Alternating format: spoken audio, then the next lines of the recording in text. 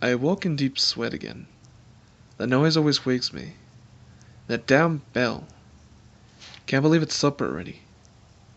A guard walked up to my door and unlocked it. Supper time, you crazy bastard. It's your favorite. I gulped. From his tone I could tell that it must have been one of those awful potatoes.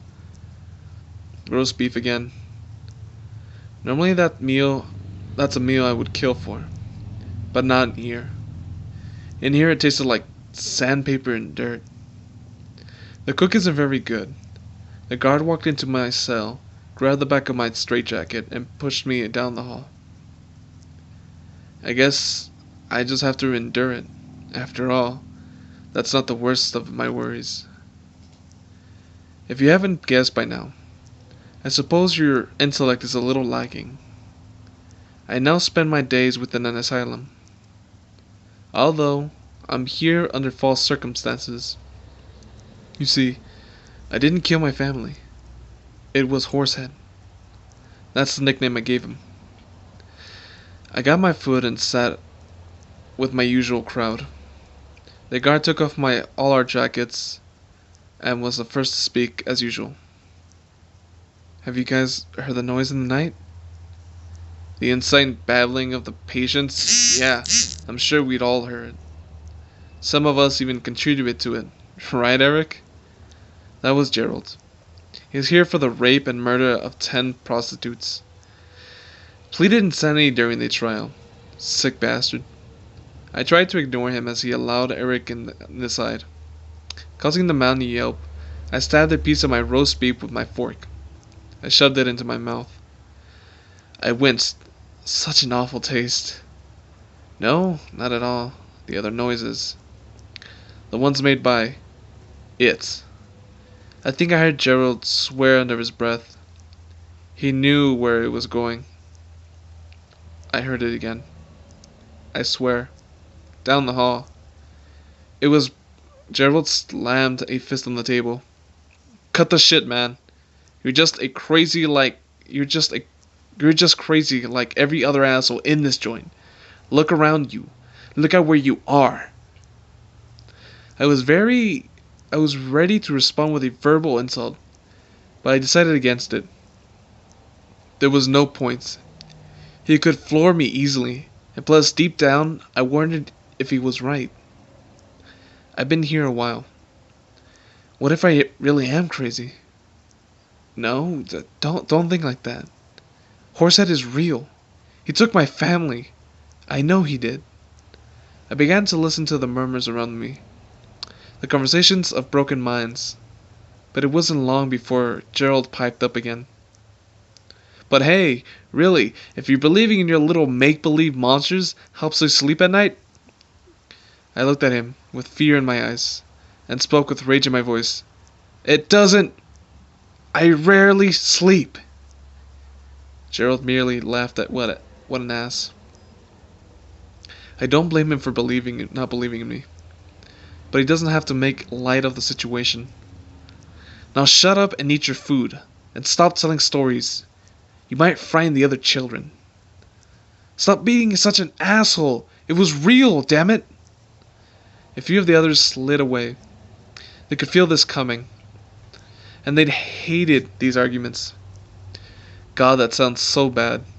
Even crazy people thought we were nuts.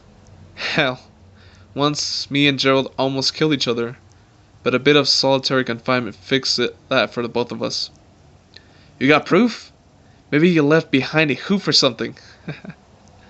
Gerald burst into laughter. He started nudging the guy next to him, who let out a fake chuckle. Without proof, you're just as guilty as me. He pushed away from the table and walked next to the guard. Bring me to my room. The others are making fun of the voices in my head. He made a fake pouting face. The guard grunted and put Gerald's jacket back on. See you tomorrow, psychos! He waved at me as the guard shoved him through the door. And that was that. I glared, but continued eating soon after that. And eventually engaged in casual conversation with the others. At least as casual as you can get in here.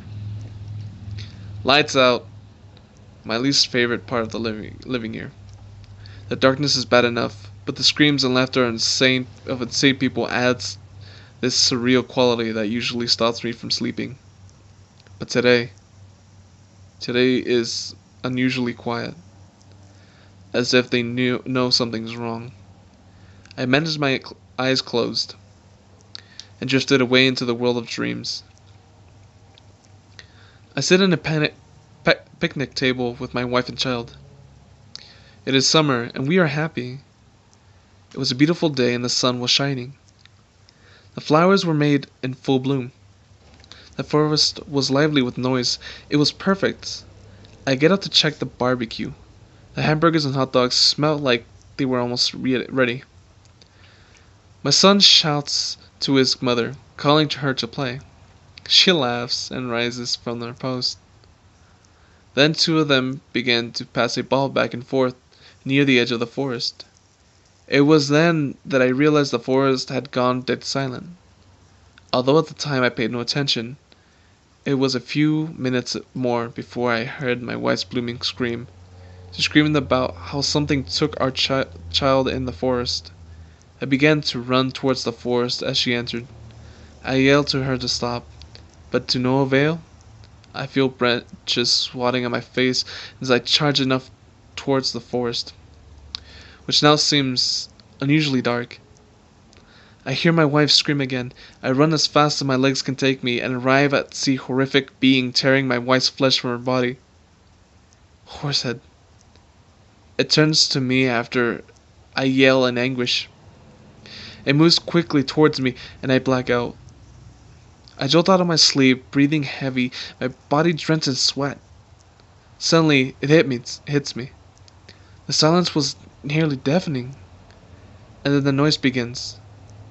The grating of metal on metal. The sound is high-pitched, like fingernails on a chalkboard, but far worse. The sound gets closer with every second.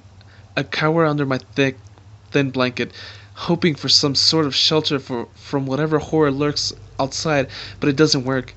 I pinch my arm, hoping to wake from the nightmare. It doesn't work. The sound is in the hallway now. The echoes of the noise are near unbearable. I can hear others waking up, complaining, some screaming, others panicking. I stand up and inch closer to my door.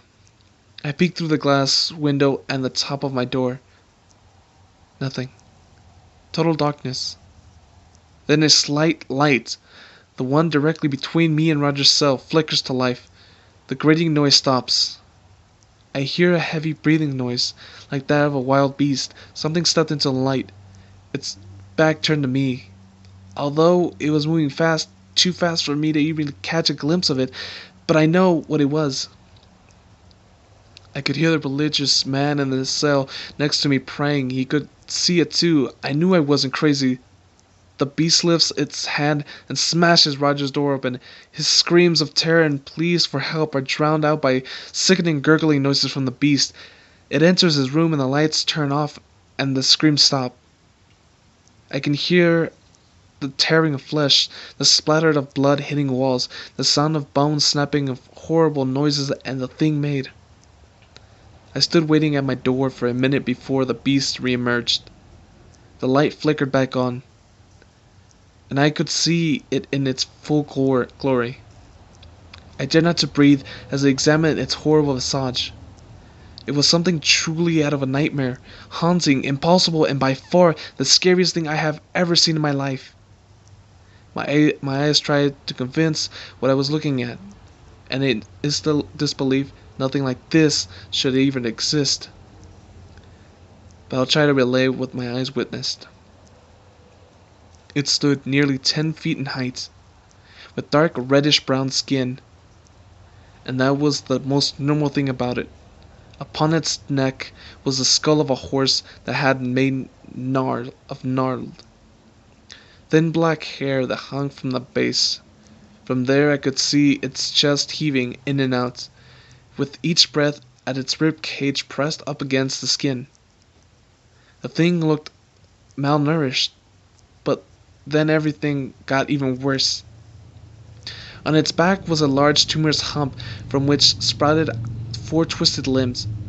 The first limb ended in a clawed hand, the second a 3-fingered hand, and on which end in a blade the size of a butcher knife, which the other 2 were twisted scythes, and just out of the almost broken angle. Meanwhile, an actual arms were no better.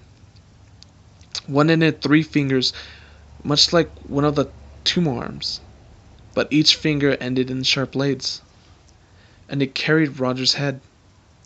I gagged. The other was bent completely backwards and ended in a blade and stretched about 10 feet back and was dragged along the ground, which explained the grating noise with the beast walked. And below the thin waist was the legs. 4 legs, one sticking out of each side of the body.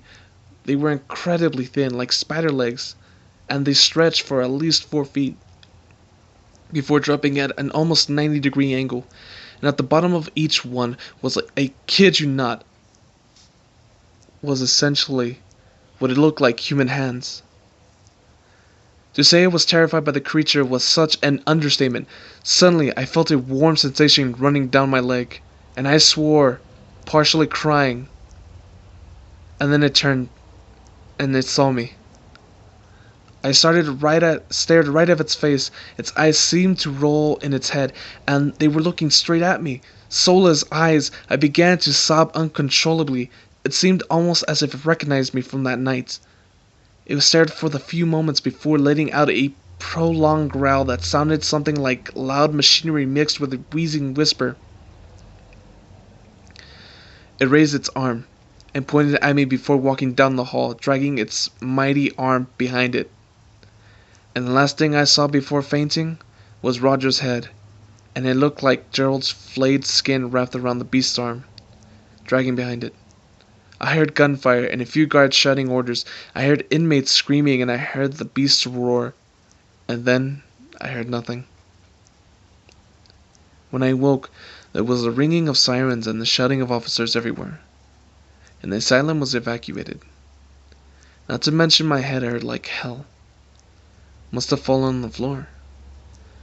Before I had the time to adjust, all of us were placed under police custody. That makes me feel a little safer. But I know whatever officers get stuck with me won't make it. I've developed this nasty black mark on my chest, similar to what Roger had before he died, and I know what it means. Horsehead will be back, and they'll finish what it started.